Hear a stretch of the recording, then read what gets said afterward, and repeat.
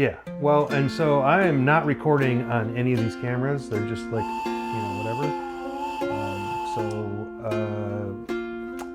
There's no backups here. Except I can take this one main thing to cut everything if I want, but it's supposed to switch. The cameras are supposed to switch. That's me?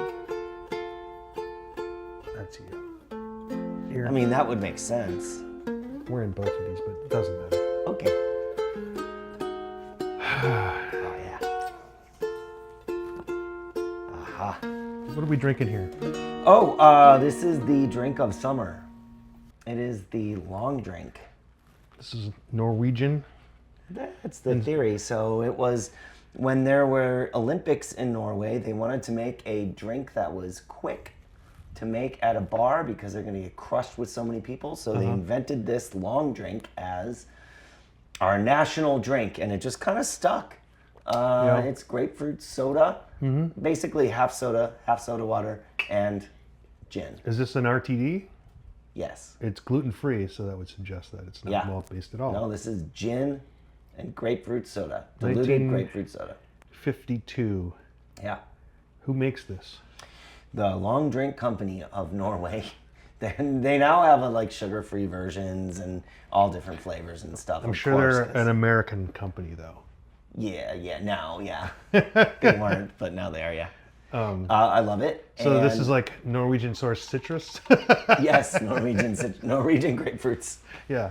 But I have been trying to make it at home, and I've recognized some errors that I've made in my process, like using a 2-liter bottle of grapefruit soda that, of course, the next day is no CO2 in it. And we do the soda stream, so our soda water is bubbly, but you can't really overcome when I do 1.5 ounces of gin, 4 ounces of grapefruit soda, and fill with soda water. It's just not enough bubbles. So I got some cans of grapefruit soda and cans of grapefruit soda water, unsweetened, as it were. I don't know if those are worth anything, but okay. This is not a beer podcast right now. This is not a beer podcast. This is a podcast This is about surviving summer in Phoenix. It is something right now. Right. It is real hot. There are fires in places and not in fireplaces. Yeah. I just drove by one on the way down from Flagstaff. I think it's the Pocket Fire. Throwing a lot of smoke up there. 0% containment. Big winds today. I don't know which direction. I hope they go from west to east because that will draw it away from any populated areas. Well, they are west to east, more like southwest to east. Yeah. Yeah, I just don't want that big left hook from the... To go up north. And I saw that APS has scheduled some outages in the Flagstaff area for Saturday morning for potentially cutting off power to about 10,000 accounts for 24 hours. That's pretty wild. I mean, down here, that would be literally killing people if you don't have air conditioning. But up there, it's not quite killing people. Yeah, I mean, this is not what I intended to talk about, but yeah. There is this discussion now about air conditioning and that somehow air conditioning is inferior in survivability to heating. Like the very East Coast, Midwest, Central Europe thing was like, oh no, it's, like you have to provide heat for everybody so that nobody dies. But like it's deadly in Europe and in the Midwest where they haven't had air conditioning, and it's actually less expensive to cool than it is to heat.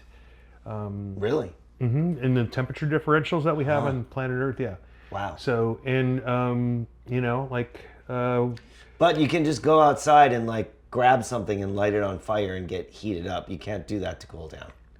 Yeah, no, I suppose. Essentially. Yeah. I mean, I'm not saying it's more expensive or less expensive. I'm saying the availability of heating is higher than the availability of cooling. That's probably fair. But everyone's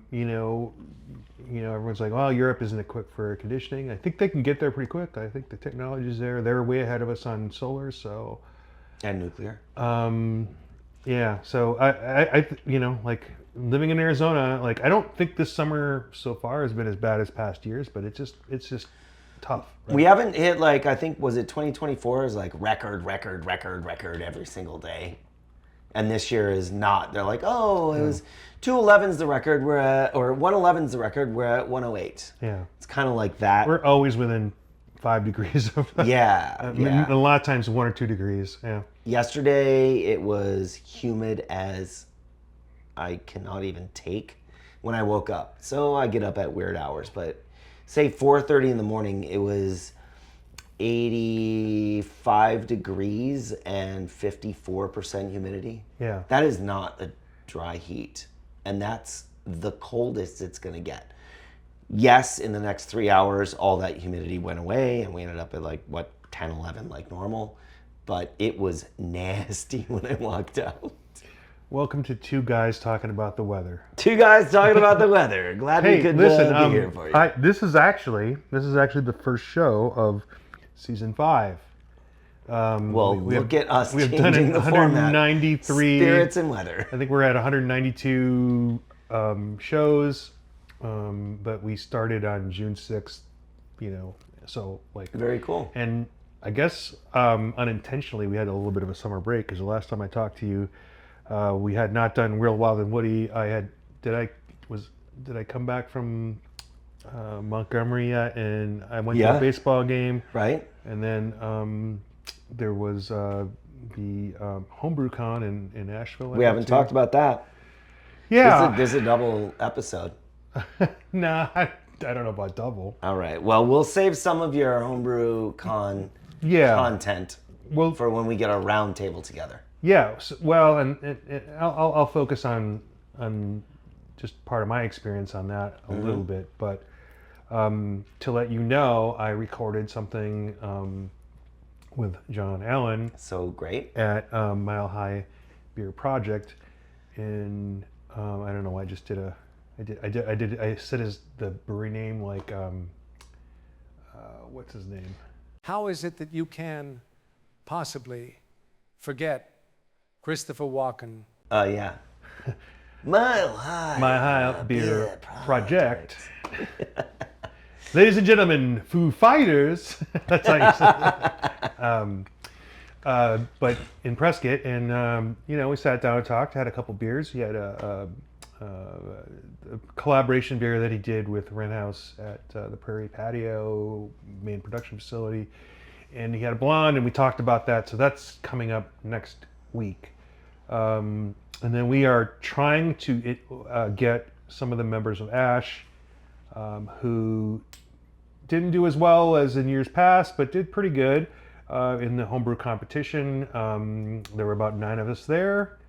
So I wanted to put it out to the club. I want to talk to people who attended because this is the return of the Homebrew Con after a hiatus and after the separation from the Brewers Association.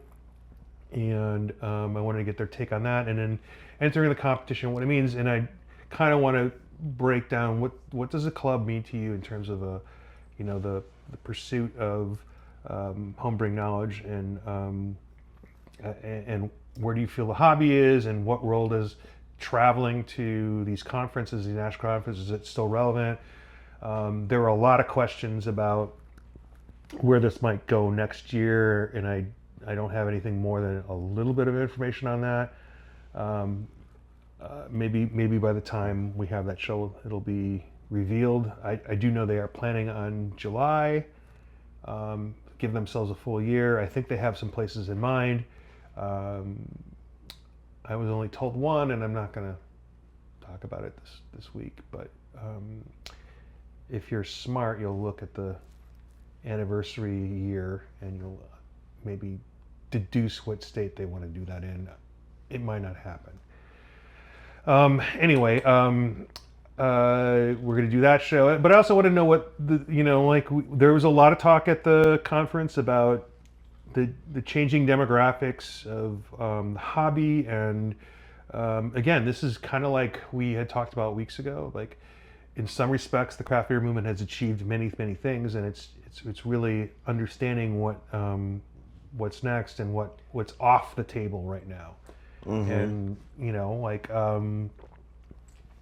of 9,000 breweries at the height or so, like how many were going to be, they weren't going to make more room in the grocery store for more brands necessarily. Like, it's a set space, and of course, we're always going to see competition for other. For a while they were expanding those sets, and then market. But was it realistic for They're not going to take over the entire thing. A good portion of 100 brands in Arizona to be knocking national brands out? And what's the role of national brands? Are national brands important? I think they are. And regional. Yeah, national and regional. And should people come here and expect California beers? Yeah, I think to some degree. And lately it used to be we get a lot of Oregon beers. We don't get very many Oregon beers except for a handful now. So contextualize that, and then what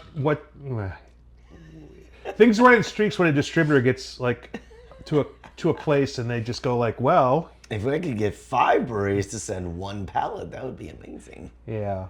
So in terms of the homebrew thing, it's it did so much. It changed the language about again, slow food and making things at home, and was it ever going to be, a hobby that everybody does all the time? No.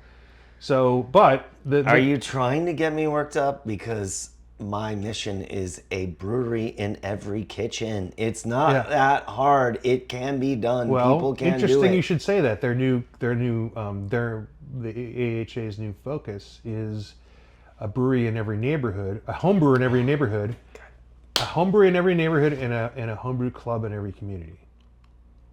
So, it's right on. Down.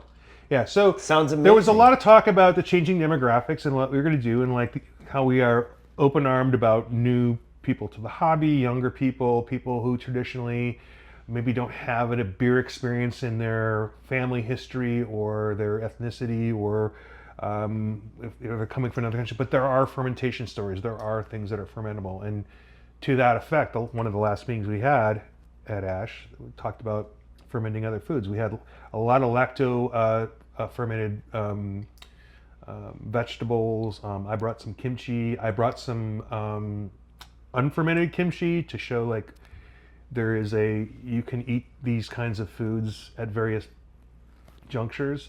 You don't have to wait for it to be fully fermented. In fact, I made apple kimchi, which if you let it ferment, the fruit will get so soft it'll disappear. So you lose this crisp, crunchy sweetness in the middle of all this. So is it like adding hops, or just add it late? No, you make it, you eat it almost immediately, and you eat it over 2 days, and it's gone. Yeah. Because fermentation. So any cucumbers, any of those things, there's a name for that type of not fermented kimchi. Lightly? I don't know. No. Does it sit at all, or just mix it and go? Mix it and go. So but it's called salad. Kind of, but it is rooted, because everything is the same, and you can actually, in some cases, for things like kimchi, you can actually mimic some of the flavors of fermentation by adding things with umami. Oh, hi, Hazel. Hi. What's up, baby? The dog is here, and just right out of camera range. Anyway, my breakfast the last 3 days has been beans that I made. So take dry beans, soak them overnight, then boil them for an hour-ish. And our dog is just not tall enough to be in this camera. Oh, also she's very camera shy. She sees those infrared rays and she's like, no. I know. Oh, there's the top of her head. There's the top of a doggy head. And so I take some rice, I take some kidney beans, navy beans, and some kimchi that you gave me. Yeah. And heat that up real nice. Maybe if I have some peppers from the garden or some onions that I had diced up for dinner the night before. Right. Throw those in there, and a couple eggs on top. Dude. Yeah. So good.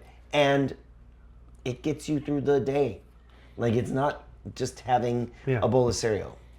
It's so good. My point in was when you make beer, it's a huge commitment. There's a boil, there's there's Speak for yourself. I'm just telling you, for people who don't want to necessarily purchase anything at all, like there are other fermentables that will get you some knowledge and get you to the point where like you can build some confidence. You can, and then you can join our club and talk to people, and they have a ton of equipment. All of that is true, Yeah. except for the part where you say you have to buy a bunch of equipment and stuff. Well, that's what people You think. have a spaghetti pot and a spoon. Andrew, can I finish my story? And a sieve, and you can make beer. It's a lot of Okay, steps go for ahead. a lot of people. Go ahead. You have a long fermentation history, and I you know how worked to in make it restaurants. super easy for people. Yeah, I know. In fact, I talked to somebody in Asheville whose brother was an Ash member, and he said, "Oh yeah, I learned to brew from Andrew." And we met some people from Tempe that were like, "Oh yeah, we know about you, but we learned, like, they learned from you." It's so great. Anyway, my point is, you can make things taste like they're fermented by adding things with umami, fish sauce, oyster sauce, yeast. You can buy powdered yeast, so you can get there. And before I lose my point, there are African traditions of fermentation. There are Hispanic traditions. I mean, the easiest thing I tell you is, like, you can make tepache. You can make apple cider, literally, in the nice times of year, just taking the cap off your bottle for a while and getting some wild yeast in there. It may be okay and it may be not. But there are things you can do passively to ferment, and learning how to make lacto pickles or peppers is super easy. Super easy. Sauerkraut, yeah. Well, sauerkraut is if you can make sauerkraut, you can make kimchi in a heartbeat. And that's what I use to make kimchi, is a sauerkraut pot. And I might make some cider in there. It's just You say sauerkraut pot, but I just have mason jars, man. No, I'm talking about, well, I mean, I have it. It's just, I bought it a while back. I'm jealous, but Yeah, and it's a pot. It has a lid, but it has a basin around the lip. And there's little holes it's on like the a lid. built-in airlock. Yeah, so you put water in there, and as it bubbles, but yeah, I have the mason jars, and you can buy very inexpensively the little silicone discs. Yes. That just have a nipple on them, and you just Sure. screw them in. Absolutely. And then, but key is, like, you got to buy the weights, or you have Yes. something to weight it down, push everything under the water. Anyway, this is what we talk about, but, like, how are we getting those people to come to a homebrew club? And Ash has so many things to offer. That's what I wanted to get them to talk about, and then contextualize it with, like, not everyone has this opportunity across the country. We're all struggling in ingredients. I think we talked about that last time. So that was the focus. Well, struggling what? To get ingredients, because we have Local. yeah we have people who want to buy a lot of grain, but they don't want to commit to a whole sack of, like, 50 Carafa pounds 5.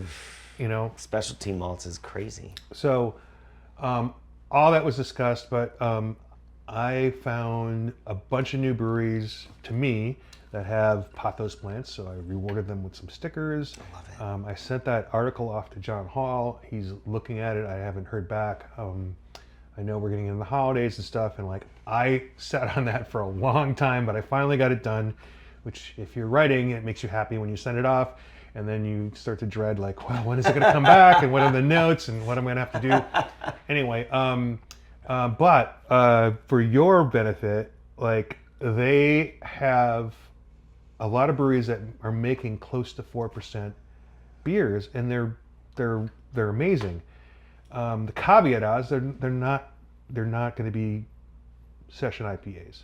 Right. That's They're going to be. So I had this 4.2% Hellas. I was at Griffin and Sphinx, which is Wayne Wamble's, formerly of Cigar City. He made that beer, and it's like, I just couldn't stop drinking it, but I had to, because he had a 4% table beer, and it was a very delicate floral tasting, but not necessarily floral aromatics. He had that beer. He had a Schwarz. He had an ESB that was, like, way over, like, what they normally do. So, like, that was his strong beer, as an ESB. He had beers called that weren't called Hi Halai. They were calling Hi How Are You or something like that or something. So like he's that guy, right? Yeah. But I went and had those beers. I had to drive 45 minutes. And by the way, I rented like the most economical car that I could possibly get. And they're like, "Hey, we're out of cars. Would you take this truck?" You're Dude. like, 32 miles to gallon, 12 oak. It was like this Dodge Ram Laramie 1500 Hurricane engine, blah, blah, blah. Ooh, that's like 5 miles to the gallon. Dude, I was like, it was like a boat.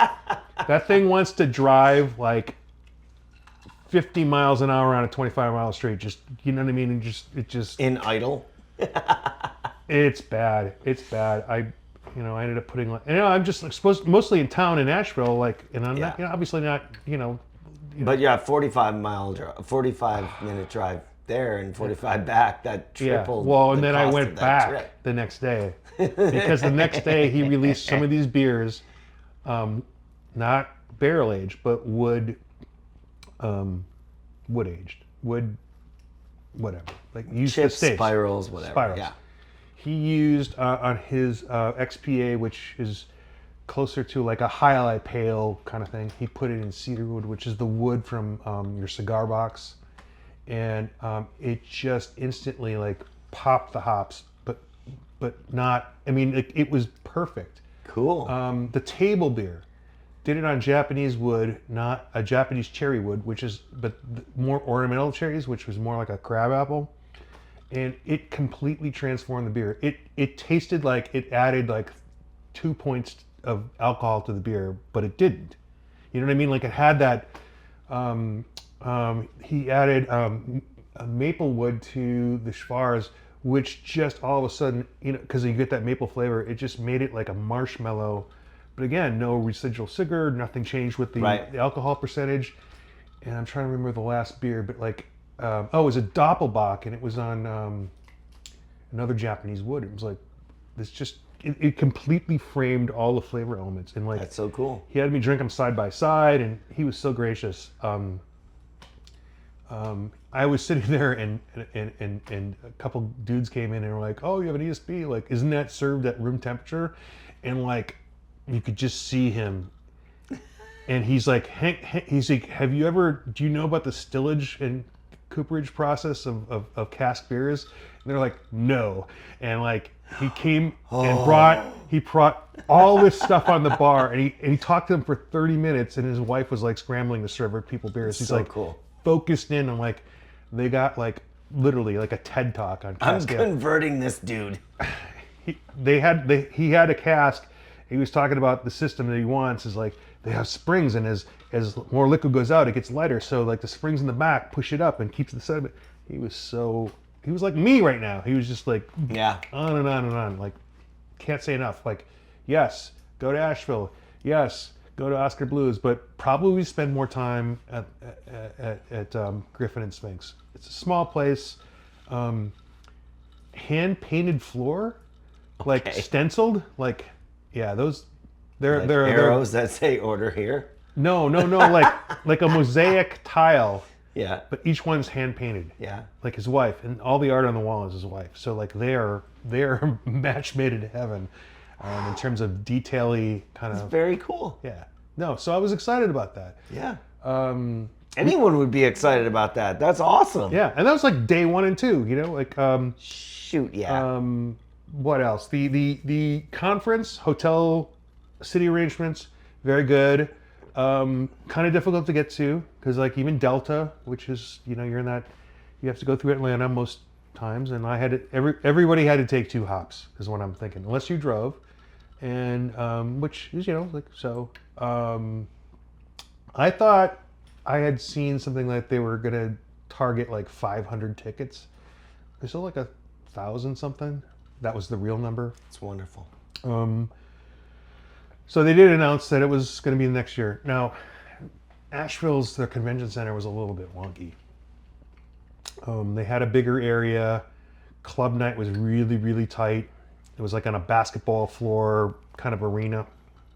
and I don't know the logistical reasons. You have to understand that normally to plan something like this is 1 or 2 years. Definitely more than one. Yeah. I think they did it in a few months. Yeah. And you're waiting for numbers, and you're waiting to see what fuel costs are, and fuel costs go up, so airline tickets go up. So you're just like, oh, should we scale Biting this your back? nails, yeah. Should we scale this back? Or, like, should we?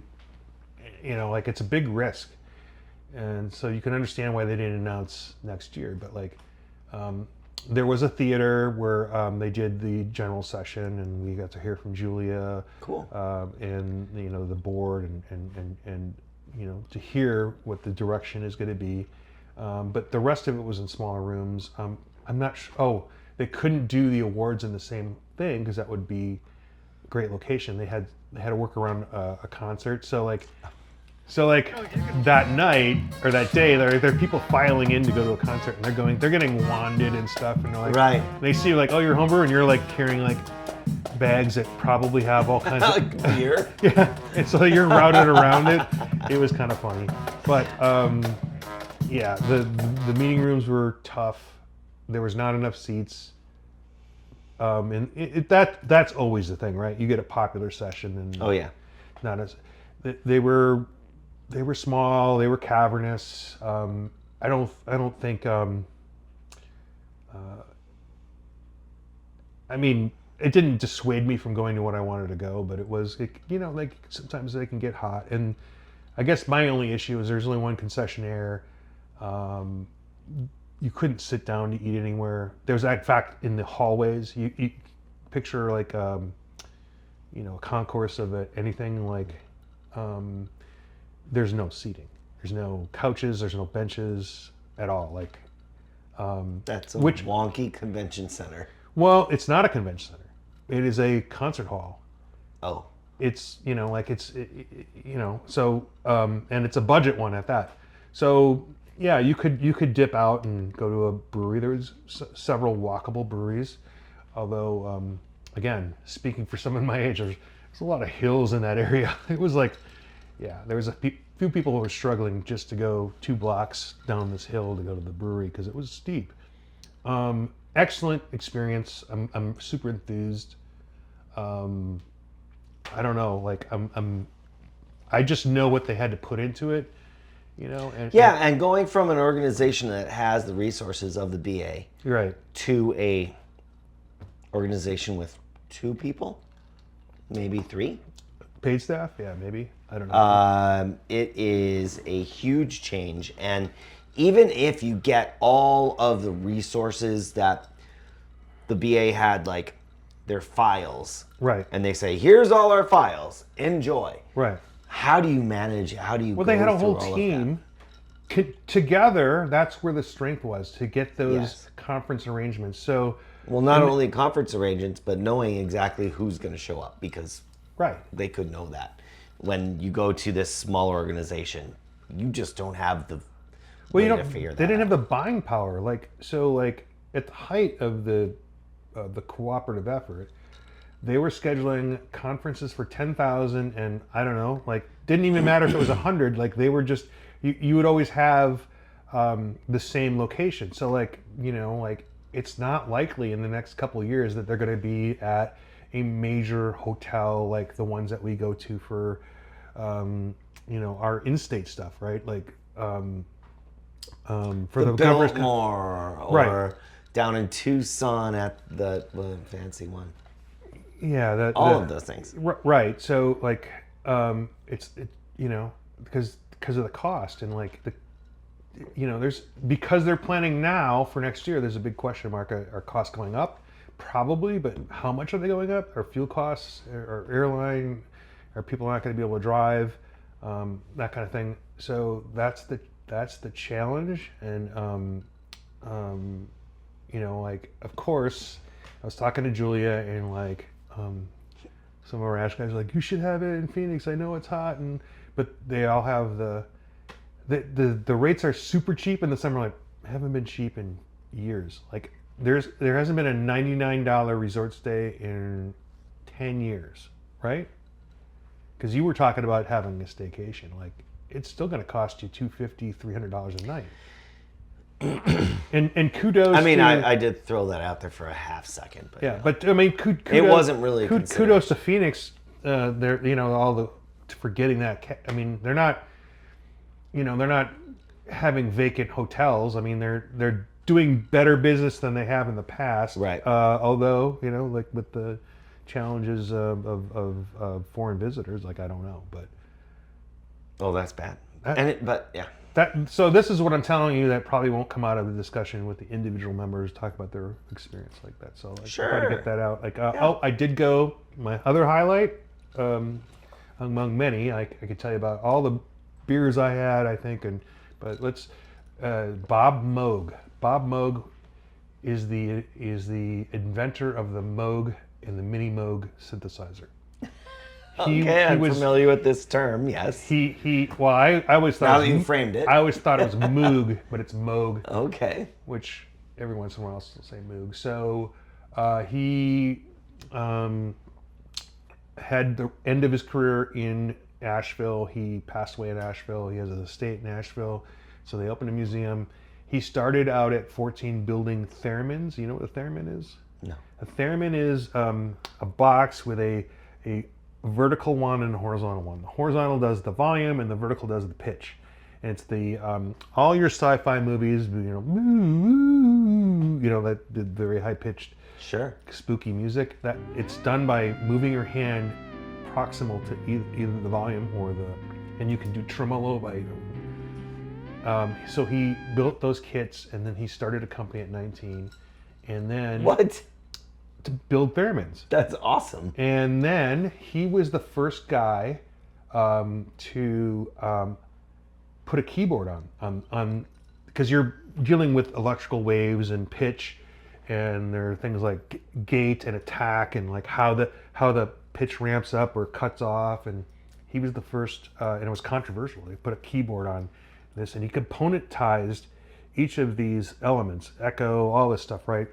And like you go in there and like you could sit at a theremin or a Moog synthesizer, Moog, and they will just give you these patch chords, like guitar patch chords, and they'll walk you through like, here's what you need to patch these two things to do this, and then they go through all the steps, and then at the end you could play, one of the rebuild mini Moog, and then they talk about all the influence he had to all the keyboard synthesizers from that beyond. He standardized how many volts each note gets, and everybody uses that. And now a lot of this is emulated, but he was the guy. And like, so if you know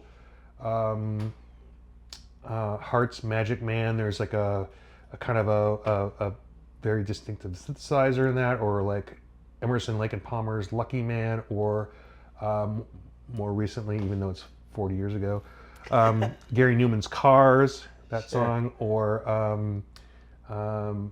Flashlight, Parliament Funkadelic is like a very distinct keyboard bass line to it. Those are original Moogs or mini Moogs, and then from there, there's a whole line of people who again expanded the synthesizer. It's like, is that did I see a lot of brewers there? No, but I spent like an hour there. But that was cool. But like a lot of stuff is walkable.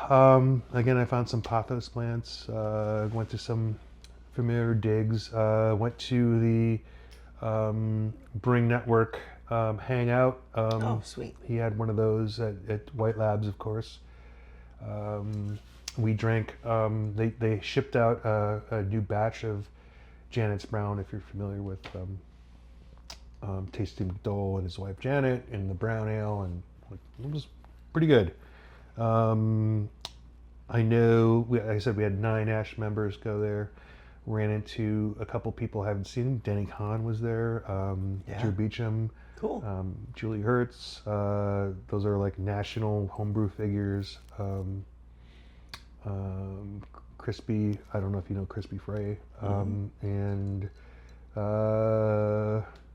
one of the guys that I was online back in the Homebrew Talk days, who was in New Jersey, I went to his house to do a brew out It's about 20 years ago. He won the Homebrew His Shop backyard. of the Year. Yeah, Homebrew Shop of the Year. So he's in the hobby as a business, and so I talked to him a little bit about that and the challenges. That is a lot. I'm giving you some space now to talk about what you got going on in Homebrew Talk on Arizona beer. yeah, Arizona beer, guild stuff. Should we take a moment? Business. Yeah. I'm gonna actually get a beer out here too. So. All right, great.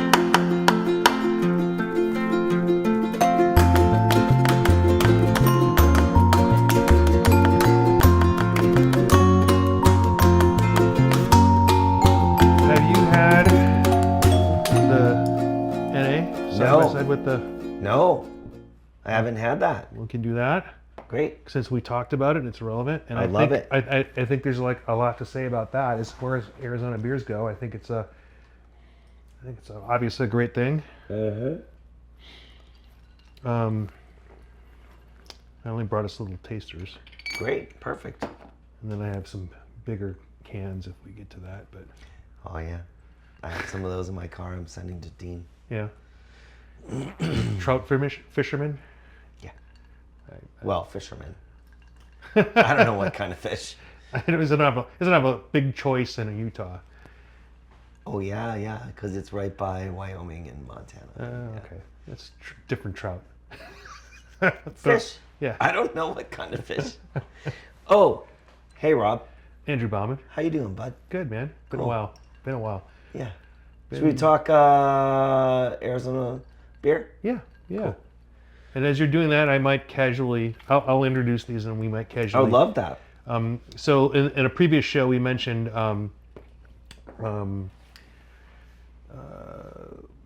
College Street. College Street and Big Blue Van, and how they have this vacuum distillation project. Vacuum.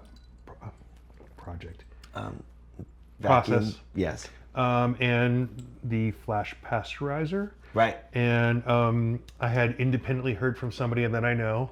I always say, like, we never know who these Big Blue Van drinkers are, but I know one. But I asked, he was already on it. He's like, yeah, it's very good. It's very close to the beer. And so I just want to do a discrimination between what they're doing, which I feel is the same as what Guinness is doing and Deschutes is doing. And those beers, they pick a brand, and it's essentially more or less the same recipe, and they use the vacuum distillation to pull the alcohol out. It goes through a full fermentation. It is just as costly at the base as the original beer, and then they put it through this process, which makes it more expensive.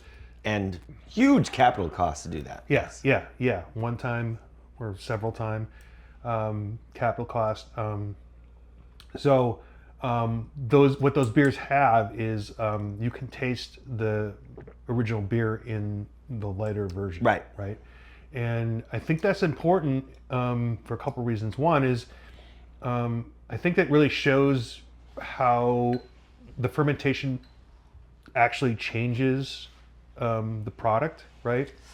Yeah. In an important, flavorful way. Like it is a flavor component, which is often lacking when you do it the other way. Now, again, So you're saying versus those beers that are not vacuum distilled, Yeah. where you do a low alcohol fermentation and then essentially heat it up to blow off the alcohol, right? yeah. Well, the process. Whatever that, the process is. Yeah. It's the process that makes it, to me, warty, because they want full body, but you're losing the alcohol. You don't get that process of alcohol, right? So this is the original. The original. And there's one thing that I can tell you that's a Dang, dead that giveaway. smells like blueberry. Wow. It's very blueberry, but it's a beer that I could have one or maybe two of, but I generally don't prefer The it. flavor is pleasant. It's very vanilla. The nose is overwhelming, but Yeah, it's but- whatever. Like I'm not there. ideal Right. customer, so it's fine. No, I mean, and here's the thing, man. Like, if I'm at a beer dinner, you know what I would pair this with? A cheesecake. Okay. Blue- Ice cream. Blueberry cheesecake. Well, okay. I'm just telling you what I would do. Like, but like it. Then Sure. Then you're not a hot dog. no. You're adding sweetness that you already are. You know, and this doesn't have the sweetness. So like, oh, that was a really bad pour, sir. Well, You are ruining my cardboard table here. I'm gonna get in trouble someday for that shit. We had to rush this set design Hey. together. Hey, Yeah. you don't have to do that. Everything's fine. No, everything's cool. Yeah. All right. So this is the NA version, and the tell is it doesn't have a head. It's a the little clarity. cloudy. The clarity is Yeah. not there, but I get a little sulfur on that, which is strange.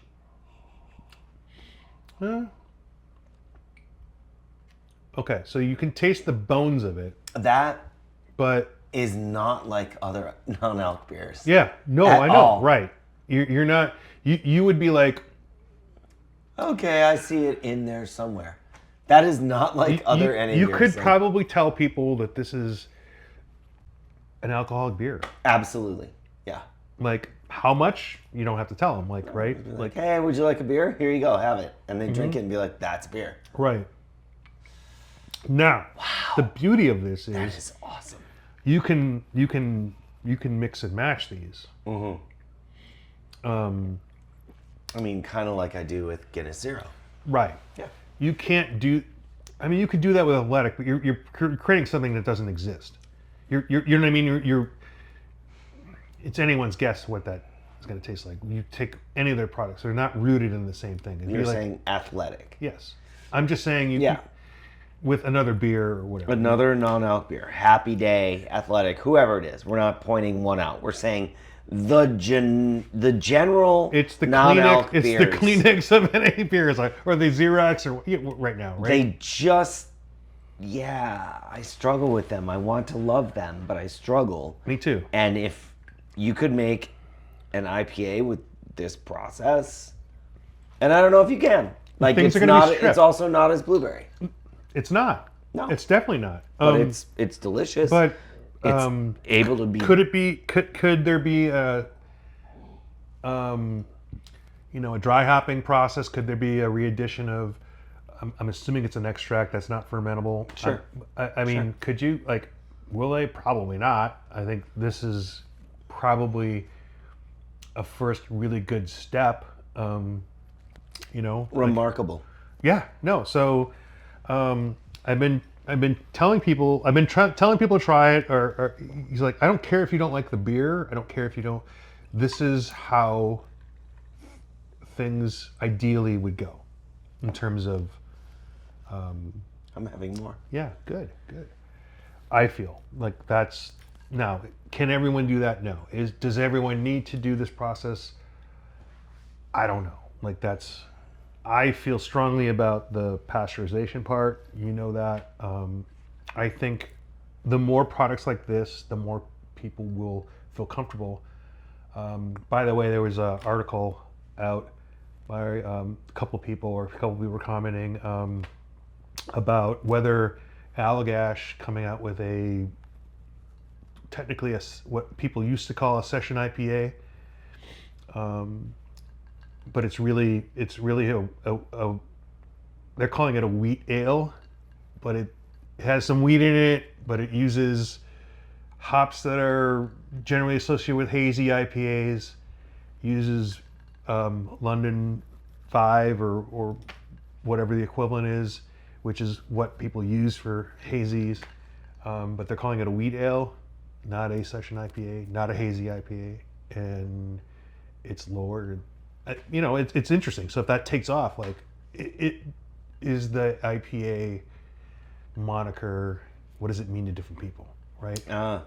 So my point with this is like Sierra Nevada also is supposedly coming out with a lower 4%-ish line, and there's a lot of people questioning like, are people gonna want these? Is Is this because of low It's a alcohol? big question. That's what innovation is. Like, Yeah, you right. never know when you're innovating Right. if people are going to want it. Right. And if you don't try, and thankfully they're like going in Right. and putting the money in to make it happen so that we can figure it out. Right. Thank you to them.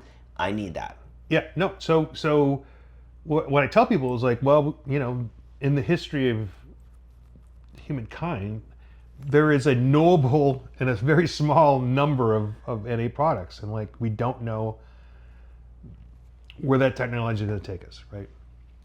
And There's a lot of NA products. There's not a lot of NA products derived from alcohol products. right, So we've been only moderately successful in making that happen. Like, there are spirits that are NA, there are wines that are NA, and you know, the wines are probably the ones that have had the most success. yeah, Although it doesn't really hit our sphere, Yeah. they do make a lot of non-alc wines that do well. Spirits and cider, dude, I had a non-alc cider the other day that was so good. yeah, It tasted like alcoholic cider. Right. And people are like, oh, it just tastes like apple juice. No, it tasted like Well, see, that's cider. that's a very good, I mean, simple way to understand it. Like, because I think we know the process of fermentation changes apple juice to something else, and Right. removing the alcohol should reveal a product that is rooted in the alcoholic product, but has the trappings, the not off flavors, but the additional flavors and mouthfeel and all this stuff of fermentation, right? Yeah. So, sorry, this is not about Arizona beer. It's not about But I non-alc started with beer. that. I interrupted you. I'm having like Yeah. a full glass You know, now. like what is a NA long drink? Just grape soda, grapefruit soda. No. And gin. Yeah. Yeah. Okay. Well, some botanicals. Sure, botanicals, yes. Oh, the classic one is like, what is NA? What is NA Mountain Dew? Because they had the hard Mountain Dew. You know this, right? Rob. Mountain Dew was the setup sodas that you would add to moonshine, and then it became a non-alcoholic product unto its own, and then they made a hard version of Mountain Dew.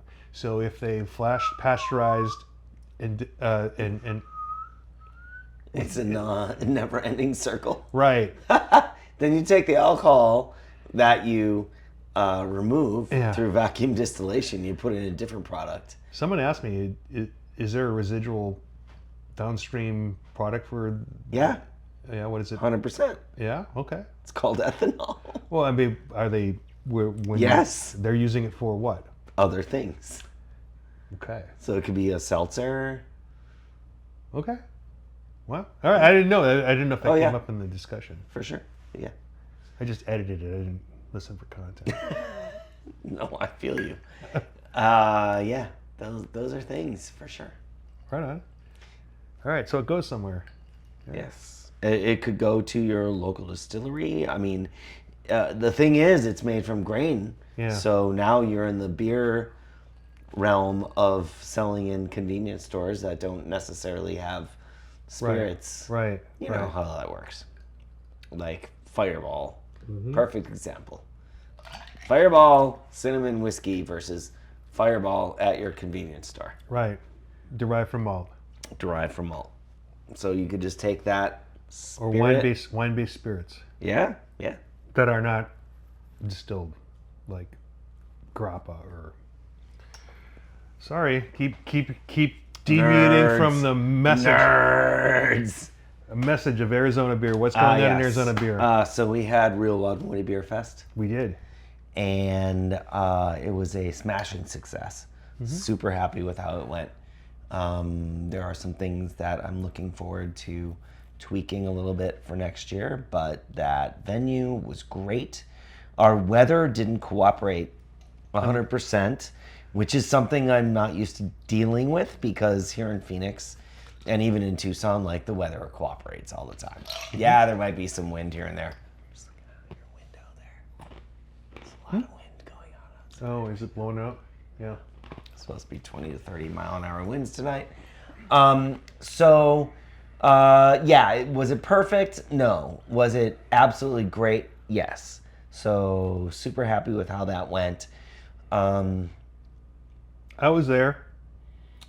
I'll tell you, there's a little bit of difference of having that extra 1,500 of altitude to. Yes.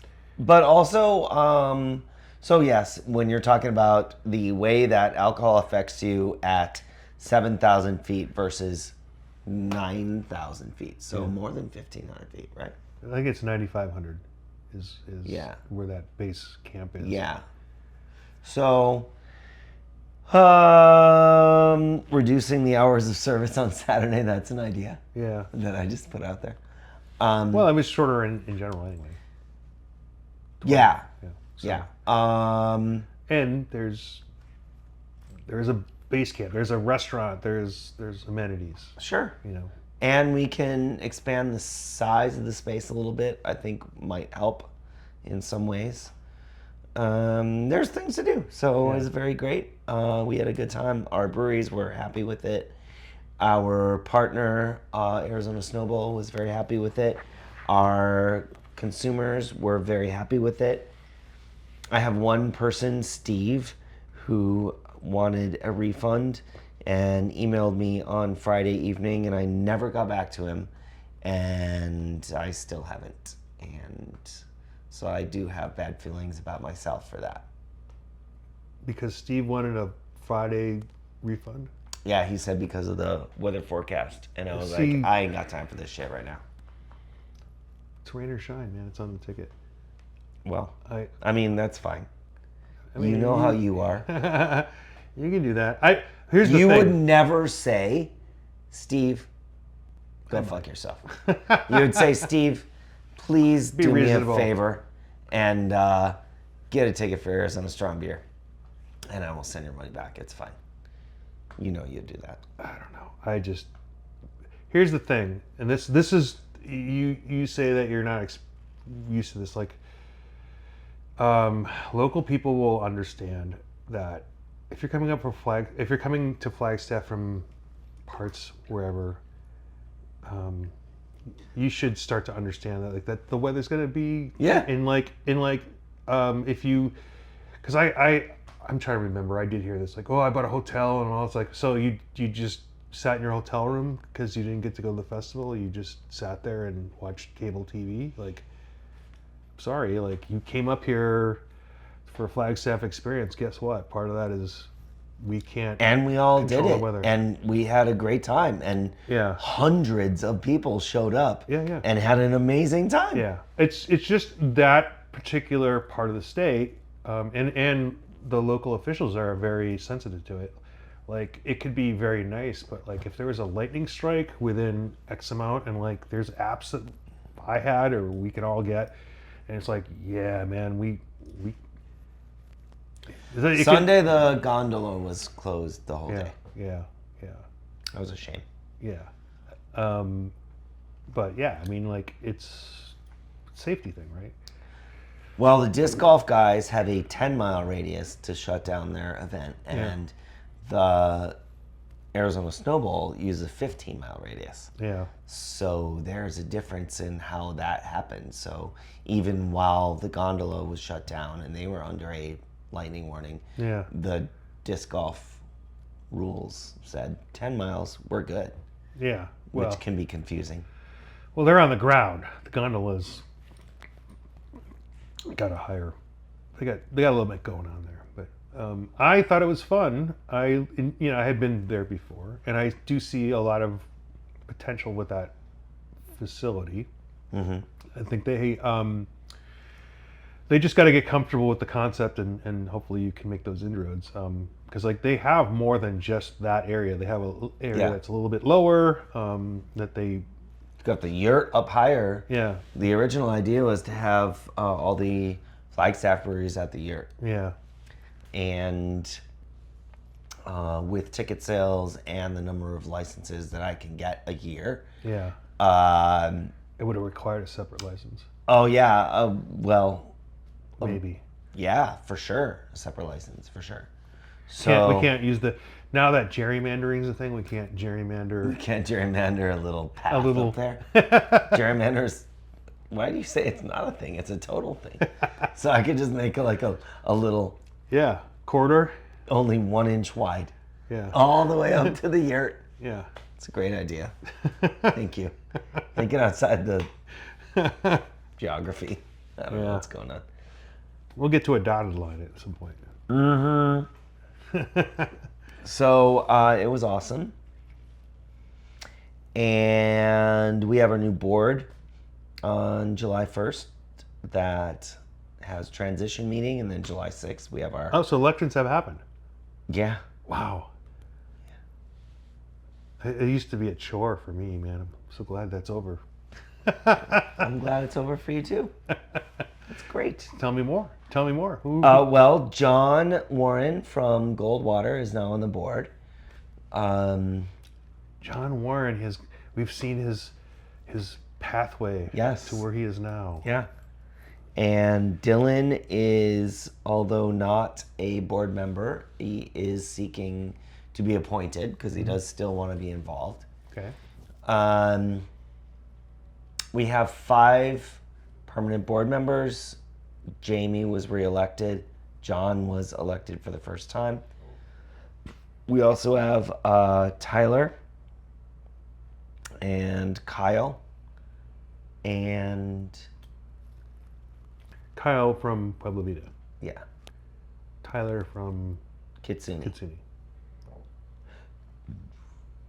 And you haven't assigned positions yet? That's going to happen in the transition meeting? That will happen on the 7th. So Awesome. the first or the 6th. The first is going to be everyone getting together Right. and nominating some appointed members, and then Sort of balancing out the models and the geographic area and yeah, areas of expertise. right. Good. And then on the 6th will be those people all getting together for their first meeting without the former members. So we do have how many appointed? We had 5 board members and 5 appointed. So all those 5 appointed are 1-year terms, which means they're gone. And will have to be reappointed, or the idea is let's have them run for a position the following year. Right. And sometimes that happens and sometimes it doesn't. And, you know, Yeah. sometimes they get pointed again. Oh, it's 3:33. Was Boy, that oh boy. o'clock? Yeah, Okay. 3:33 o'clock. I'm having a trout. Oh, great. I will empty this so that you can. This is the Rent House Apache trout. We went to the launch of this a while Oh, back. we didn't even talk about that. No, I know. I'm talking about it now. It's been so long since we got together. Yeah. I have a bunch of ice in that. I'm gonna. What I'm are gonna you doing? This is yours. I'm gonna drink out of the can. Oh, I'm Or- going to empty this and you can pour some in Okay. here. Okay. Oh, maybe get some silence there. Wow, thanks. Yeah, no problem. So we went to this in at Suit Hall, Rent House Suit Hall. And what happened there? What was this for? This is to benefit the native Apache trout from Trout Unlimited, right? Yeah, Trout Unlimited was to there. preserve the habitat of the Apache Right. trout. They do a lot of work with making sure that Arizona has amazing fishing spaces and that our overall wilderness is protected. And the Apache trout is the Arizona state official fish. Yeah. And we ran into Mark Sullivan. Mark Sullivan from Crescent Crown. Crescent Crown, that's right. Yeah. And Michael Aerosmith, who's the local Tempe rep that I know. Mm-hmm. By the way, I ran into it at Catalyst. They're picking up a couple of their brands, Catalyst. Yes. I ran into him because I was with the old retired gang of Ash, some homebrewers that have some have been working in the industry. Some had owned places in craft beer scene. Mike Heerbrand, Barry Tingliff, who used to work at Oak Creek and Sunup, and 5 or 6 other homebrewers of note. Actually 2 of them have won medals. So, whoa, what's going on? What What shit is is that? going on? You having a heart- Unknown caller. Oh, that's your phone? Yeah. I thought you were having a heart attack. No, I'm fine. But also, Jim Lally showed up randomly. Jim Lally from the Hungry Monk. Wonderful. Yeah. So, and then we got to see some of the medals from NHC. Mm-hmm. That's not what they call it anymore. Do they call it that? The National Homebrew Competition? Homebrew? Yeah. I don't know. And anytime you say NHC, they're like, it's Homebrew Con. And it's like, is it a Homebrew Con comp then? Or I'm Yeah. sure. I don't know. Anyway, saw Michael Aerosmith there. Yes. And then let's see. I got a hat and some beers, and I got a koozie, and I'm sending those off to my friend Dean in Salt Lake. Yep. Big fishing fan, and that'll be cool. Yeah, no. So this is just a pale ale. It's I shouldn't say it's just a pale ale. It's very delicious. Good, nice, clean label. Mm-hmm. They have a series, and this is not part of the series, but Red House, I just saw on their social media today, have a series called Rep, and they just came out with a new one a few days ago. I'm gonna guess that they had like a release party on Saturday or something. Yeah. Because social media is so annoying. And I did put that on the Guild's social media today because that's when I saw it.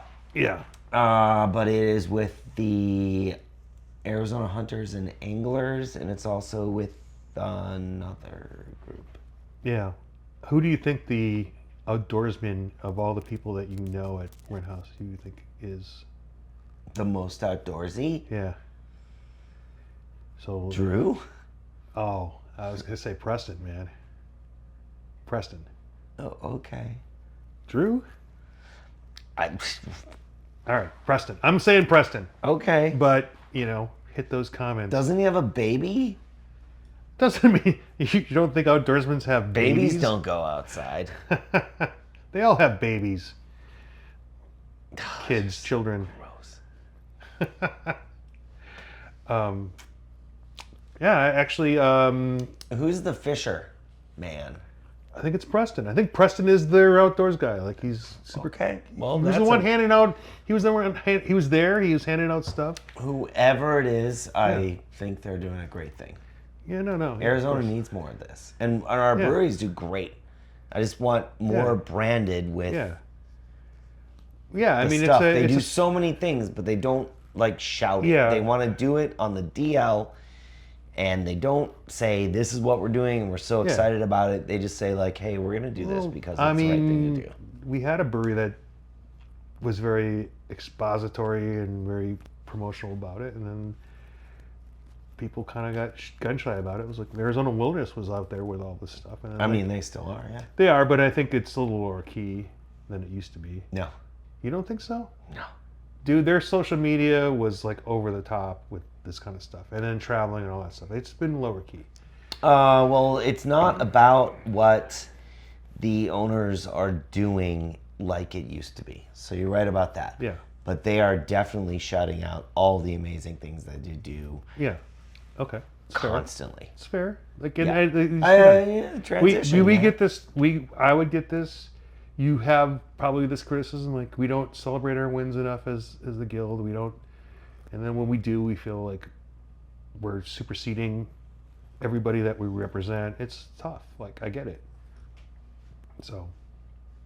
Yeah, I don't really feel that, but I just wish that I would get a heads up on some things instead of just finding it I know.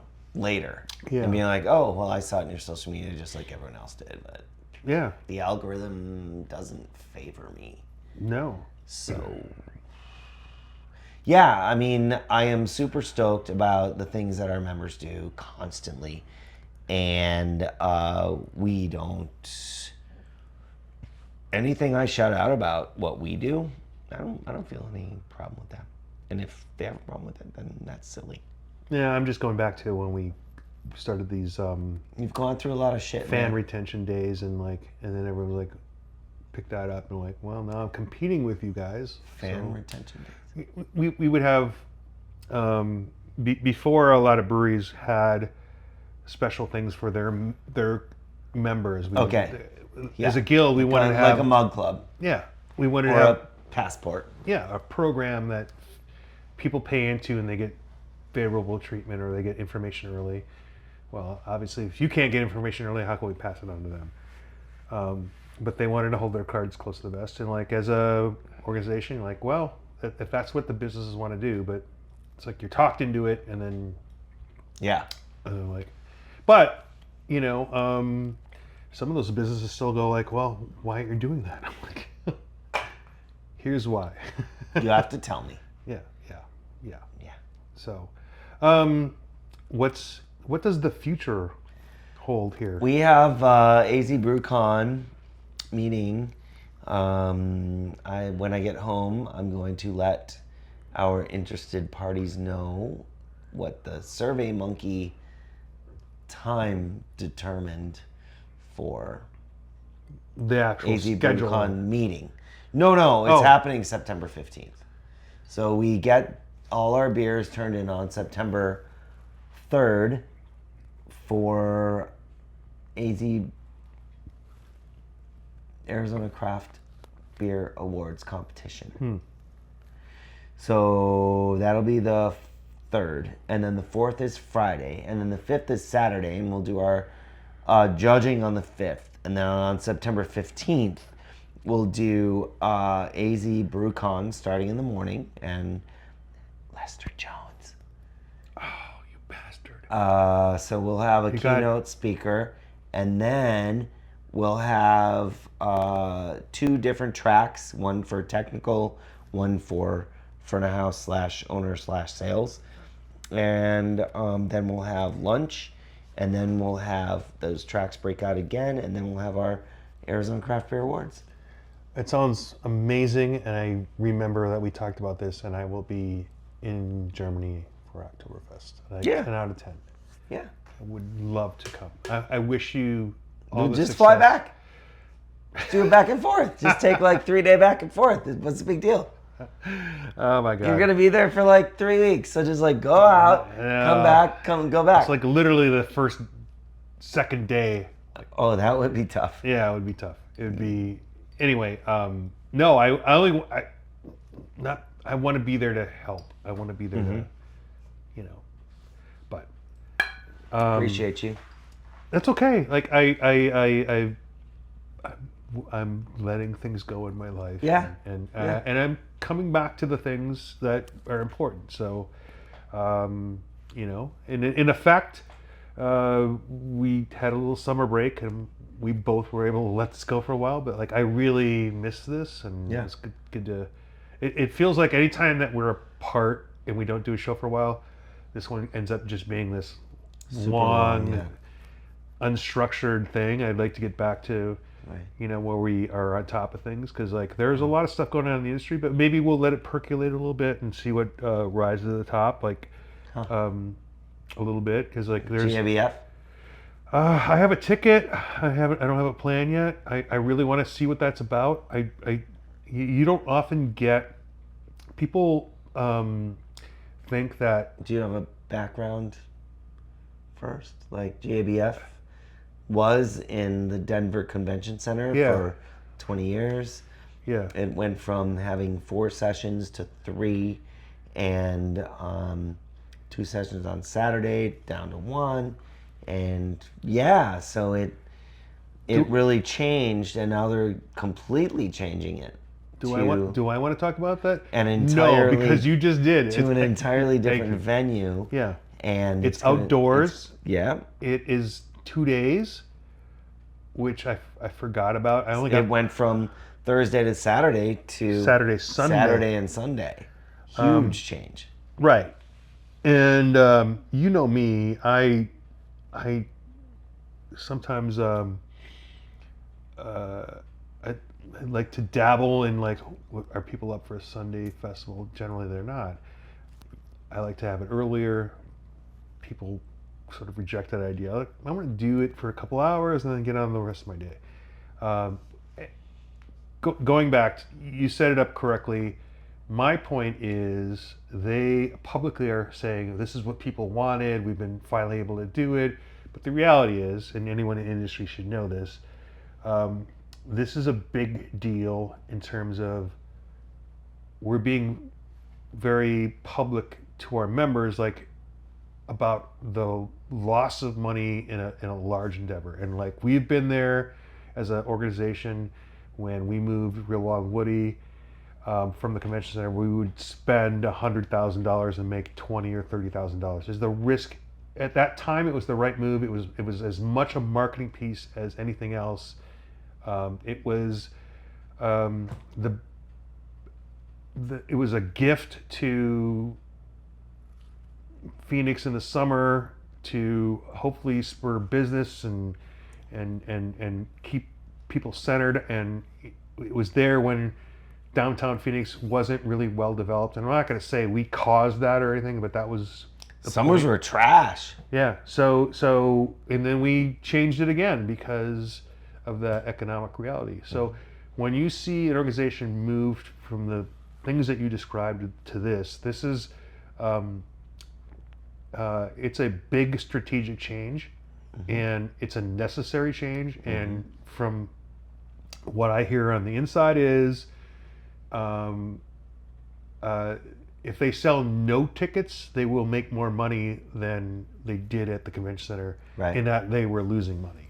Yeah. So that's if you're losing money at events, you got to change something. I mean, We went through convention that- centers, woo, Yeah. very expensive.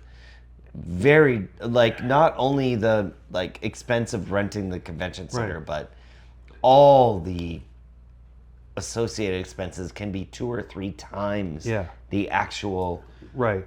purchase. So I was looking at a place for the Arizona Craft Beer Awards Festival, and it was $5,000 to rent it, but it was $20,000 to buy out the alcohol contract with Yeah. the vendor. Yeah. Yeah.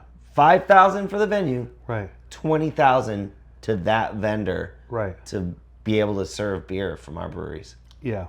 Yeah. And so, I mean, we went through that with moving strong beer around and like, so like, Arizona Strong.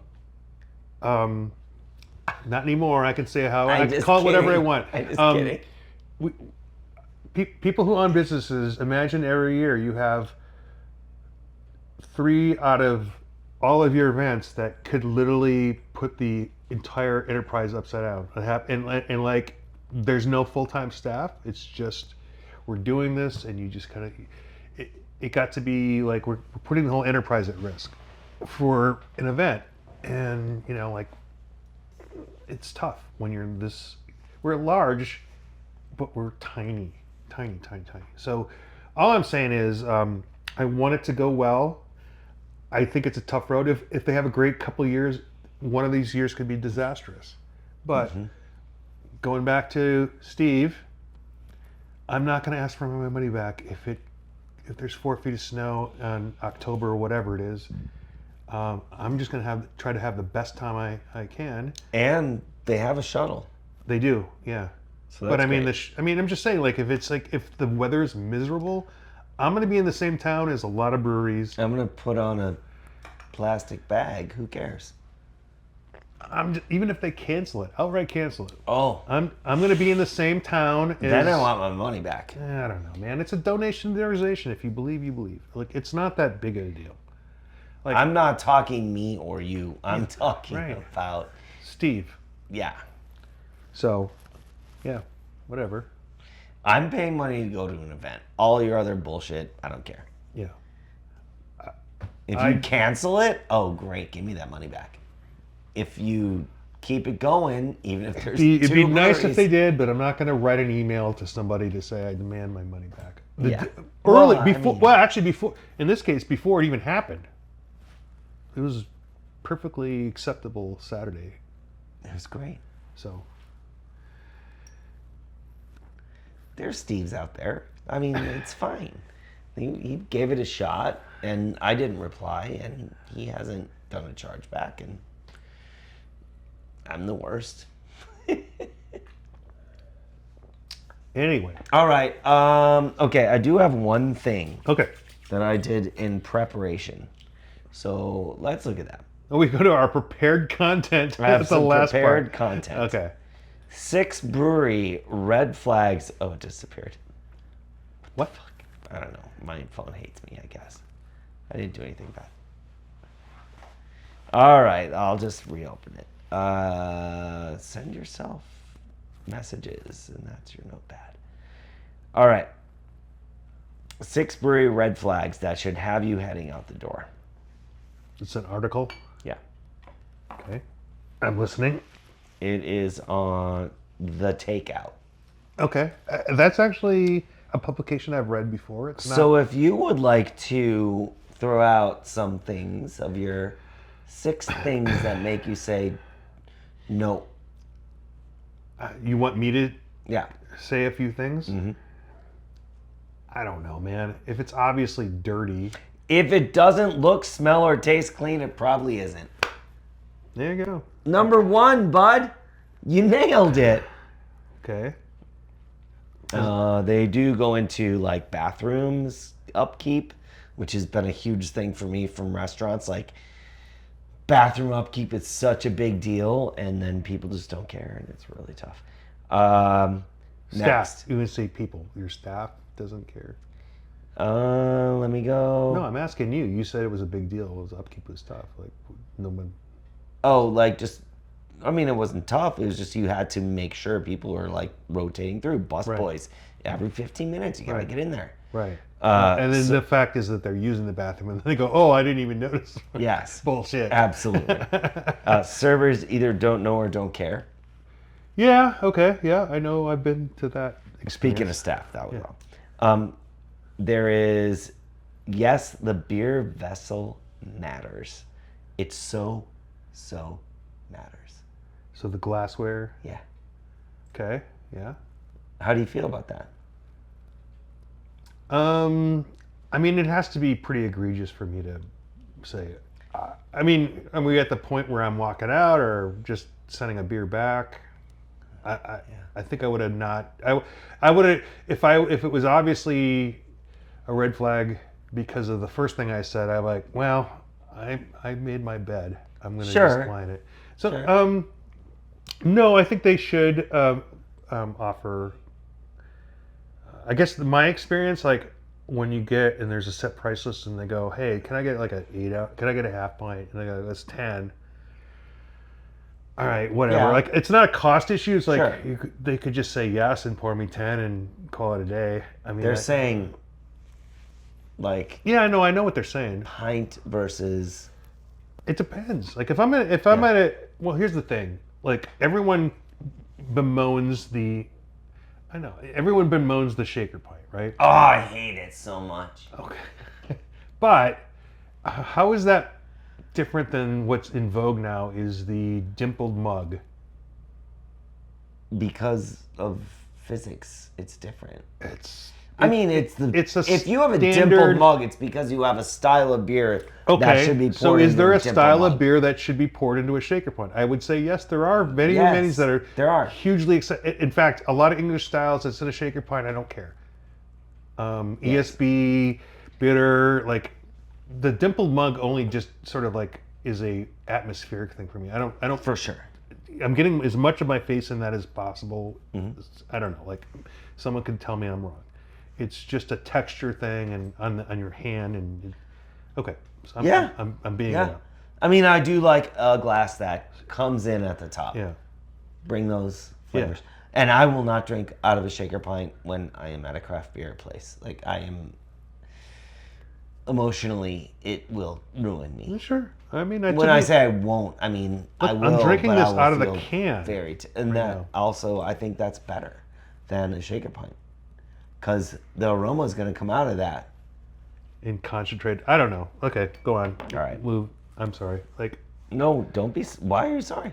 because I'm beating up a dead horse here. Apologize to the horse, not me. Keeping glassware in the freezer. What are you hiding, sir? That's one. Yeah, like the thing is, like, if I get that experience, I know I'm getting that experience. Like, I'm walking into, I don't actually, I can't name a craft beer that would have a frozen glass. Craft brewery. Can you think of an actual craft brewery, like right now? Not 10 years ago. Right now, I can tell you one. Okay, well, There's your tap list boilerplate. what? When you just do a tap list on Canva, Oh, and you're like, oh, it looks like everything. well, I mean, That doesn't kill me. you're already there. Like, what are you Yeah. And then the final one, Houston, we have a vibes problem. All right. I don't know what that means. Your staff doesn't give a fuck. Everyone's just kind of like hanging out, and no one's really talking. Well, that was like point two. Well, I mean, a staff knowledge problem versus a staff. Well, no, there was the attitude thing problem. about they don't care in the second one, or I don't know. Anyways, that was the article I saw that I thought was interesting and something that is out in the world Yeah. that is not Well, clearly, necessarily I had in beer. I had nothing to say about any of that. So, no. All right. No, I mean, no, I get it. I get think your comments were worthwhile, but whatever. No, I'm still. I mean, if you are there, it's 9 times out of 10 because of the job. You might also enjoy that. Oh, place. me? Yeah. Oh. Yeah. I'm still in that. Or like, well, okay, well, this is what they do, and Yes, we will give more latitude, and we and- understand the struggles of owning a and brewery. especially if they're hometown heroes, especially if. Absolutely. So no, I I can see. So, look, man, what bothers me in a place, especially in Arizona, is if there's no if they have like large windows and the sun is just beating in and like they're not doing anything to combat that. Yeah. At some point, That's customer service. well, I know. If the music is super loud for no reason, like I I have get so that. many examples of both of those in the last week. Yeah, and especially if it sort of like jars against the vibe of the place. So with that vibe thing, right? Yeah. So like if look, man, I go to concerts. I do things that are loud. My hearing is probably destroyed because of it. But if the music selection is clearly controlled by the staff, bartender. that doesn't sort of meet the expectations of the physical surroundings. Unless it's Taylor Swift. If we're drinking like in the old days where they open up the receiving dock of a brewery, anything goes. Like play, put it on the tiniest Bluetooth speaker, Sure. drink it. Like that's Blues, different. But if hard I'm sitting metal, and whatever. if I'm sitting and there's nice chairs and it's just. It's not even a question of whether I like the music. It just doesn't seem like it's. Imagine you're going to a Father's Day event. Okay, I know. Okay. You go to Father's Day, and you're there with another 6 or 7 groups, Right. large groups, Yeah. like 6 or 7, 10 people in each group, waiting for this place to open. Yeah. And you're hearing WAP as the music that's blasting Yeah. in the venue while you're ready to go in. That just gives you a little bit of anxiety before you even get there. Yeah. Because it seems like it's Father's Day. What are you doing? Yeah. to me, Is that what you mean? yeah, it just means that the vision of the place is being controlled by people who Our lead. I don't want to say it that way, but yeah, I mean I was gonna say the inmates are running the asylum. Like, Yeah. I don't know. Like, but I've been to a place that is decidedly playing old school, hip hop, very loud, but that was the owner's choice, And the I vibe know worked. this. It didn't always work for me, but Okay. it was like, I know what I'm getting into. Sure. Because it's consistently this, but it's just when the other thing happens. It just doesn't match. What else could I tell you? Dirty menu, like a menu that's got food on it. Sure, that's a turn off. Yeah. That's bad. Did it stop me from I ordering don't food? really run into that as much as I had in the past. I think people are more aware of that, so that's nice.